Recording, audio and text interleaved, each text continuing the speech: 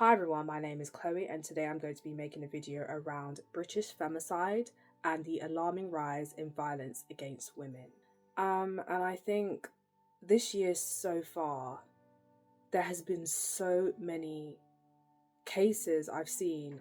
But before I get there, what is femicide? According to the European Institute for Gender Equality, femicide is broadly defined as the killing of a woman or girl because of her gender, and takes different forms, such as the murder of a woman as a result of intimate partner violence, the torture and misogynist slaying of women, killing of women and girls in the name of honour, etc.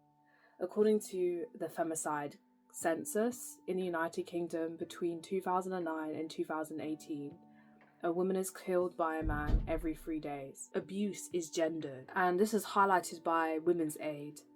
And they're discussing victimization, perpetrators, and how abuse is a gendered behavior and crime.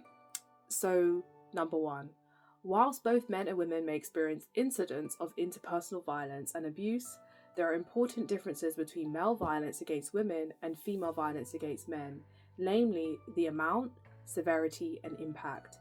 Women experience high rates of repeated victimization and are much more likely to be seriously hurt or killed than male victims of domestic abuse. Women are more likely to experience high levels of fear and are more likely to be subjected to coercive and controlling behaviors. It is particularly important to understand that men do not experience domestic abuse as a part of an embedded structural inequalities against their sex. For women, however, domestic abuse is deeply rooted in inequalities between men and women, right? When that is the dynamic of the abuse, we see those structural inequalities that are being reinforced, right? That's essentially what that they are saying there. And I think that is so important to recognise that it's not that men are not experiencing domestic abuse, it's that when a woman is experiencing violence from a man, what that represents, what that, it's like almost like a cycle of behaviour that is reoccurring. There's an organisation called Mermaids, and they provide support for the trans community in the UK, and it's a response to a violence against women and girls inquiry, call for evidence inquiry. And the British Psychological Society did an article for Trans Day of Remembrance, where they explained that the number of trans people, let alone trans women, murdered in the UK is not officially recorded, and murder victims may be misgendered in the process, as can be seen in the media coverage following the horrific murder of Naomi Hersey, a 36-year-old black trans woman. So when you have this very transphobic environment, transphobic media, what is the outcome and how is that impacting the data?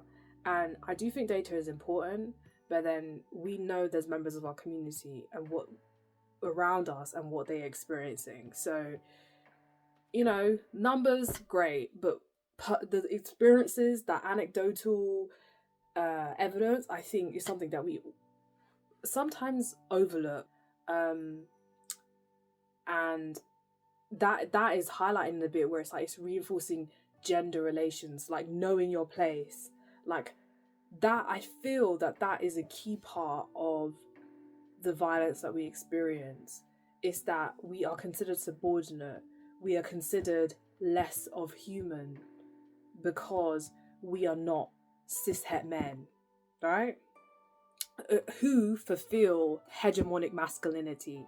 And I also wanted to highlight black women's experiences. Figures obtained by PA News Agency from the Metropolitan Police show of the 21 femicide victims recorded by the force in 2022, 9 victims, 43%, were black. The figures rose the following year, with 8 of the 13 femicide victims, 62%, were black, the data shows. So when was this article published? This article was published 28th of May 2024. So we know, like I sort of touched on this in my video that I did around Megan Thee Stallion's experiences. Black women and the experience they have of police, that is an element. Then you have the experience that black women are having from support services, Are they going to get the same advice, or advice that is tailored, that is ideal for their situation? The lack of specialist services, as I kind of touched on, the lack of specialist services for Black women. This could be around language, immigration, and as I touched on, the police. But there are organisations like Sister Space. For 10 years, Sister Space has been a lifeline for Black women and families of African and Caribbean heritage, offering support, resources, and hope to survivors of domestic abuse. Also, and I really just wanted to bring attention to this. Yes, Sabina Nessa, Sarah Everard. There's been so many incidents recently.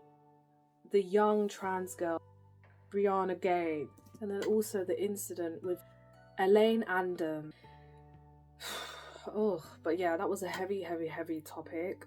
If you are affected by the issues in today's video, please check out the following resources. I'll share on the screen, and then also I'll put them in the description below. It's a really heavy issue, and I just feel like we shouldn't have to live constantly looking over our shoulder. There's also the fact that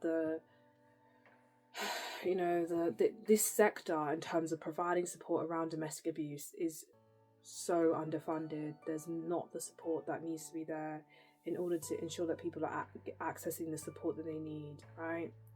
So I just think there's so many layers to this issue. But once again, thank you so much for listening. See you in my next video.